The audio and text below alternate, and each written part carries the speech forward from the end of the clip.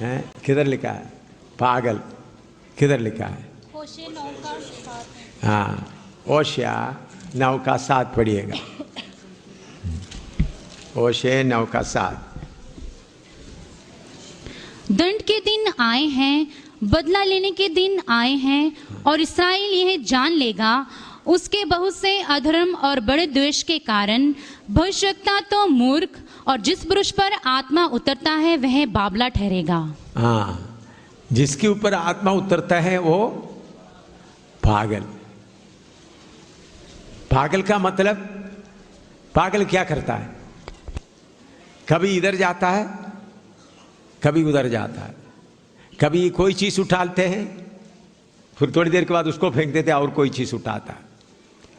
तो आत्मा आकर आपका बुद्धि को पूरा कंट्रोल करने का हालत में आना है।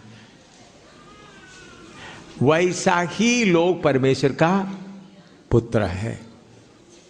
तो फिर आप पूछेंगे, फिर प्रभु ने बुद्धि क्यों दिया है? कभी कभी लोग थे सांप के मानिंद अकलमंद और बुद्धिमान, और कबूतर के मानिंद बोले बन गिरे। तो इसका मतलब हमारा बुद्धि इस्तेमाल करना है। हमारा बुद्धि को पवित्र आत्मा अपना कंट्रोल में लेना है। पवित्र आत्मा आपका बुद्धि को अपना कब्जे में लेना है। चाहे कितना भी मुसीबत आए, उस हालत में आप आना है। प्रेरितों का काम 13 का 2 और 3 पढ़िएगा।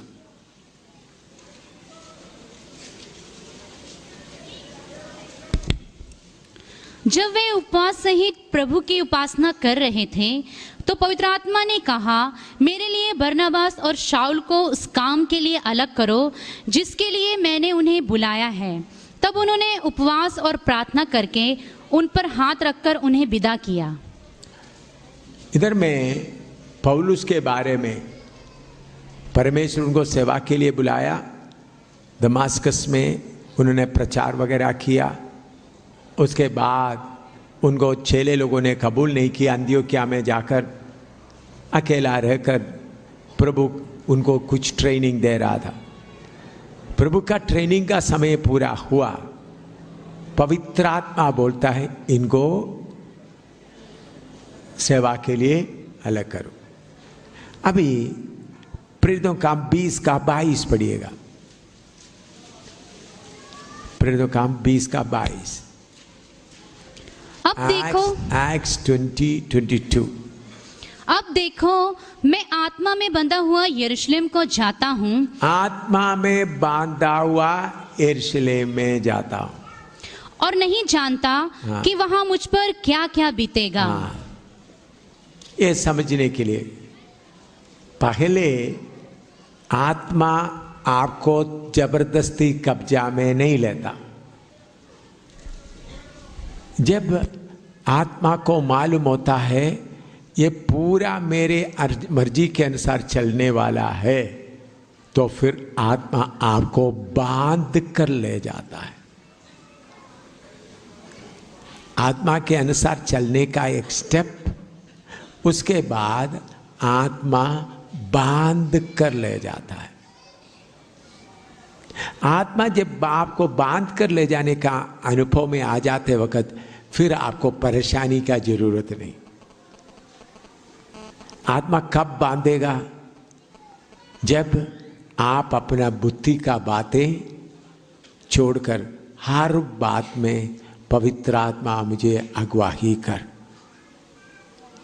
ये बात में बहुत लोग हार जाता है। जो बात आपको आराम से कर सकते हैं आप कर लेता है, लेकिन जिस काम को आपको करने का मुश्किल होता है उसके लिए फिर परमेश्वर से विनती करता है। ये सही नहीं। छोटी बात बड़ी बात सब आप किसको देना है? आत्मा को देना है। छोटी बात और बड़ी बात भी आप आत्मा को देंगे तब आत्मा आपको बांध कर ले जाएगा। आप अपने आप को थोड़ा सोच के देखें। आप बाजार में सब्जी खरीदने के लिए जाता है, आत्मा से पूछता है। आप सोचते हैं इसका क्या जरूरत है, मुझे मालूम है ना।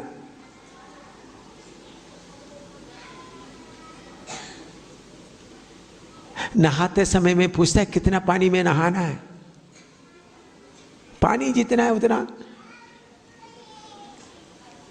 तो जब छोटी छोटी बात भी आप पवित्र आत्मा के मदद लेने के लिए आएगा, तब पवित्र आत्मा एक ऐसा हालत में आएगा, पवित्र आत्मा को मालूम होगा मैं इनको छोड़ कर जाएगा तो इनका काम कुछ भी होने का नहीं है। ऐसा कैद हालत में आना है। हमारा मर्जी सब छोड़कर, तो उसके लिए अपना बुद्धि का मार्ग को हम क्या करना है, खटाते खटाते जाना। इसलिए लिखा है जो आत्मा के से चलाया चलता है वो ही परमेश्वर का पुत्र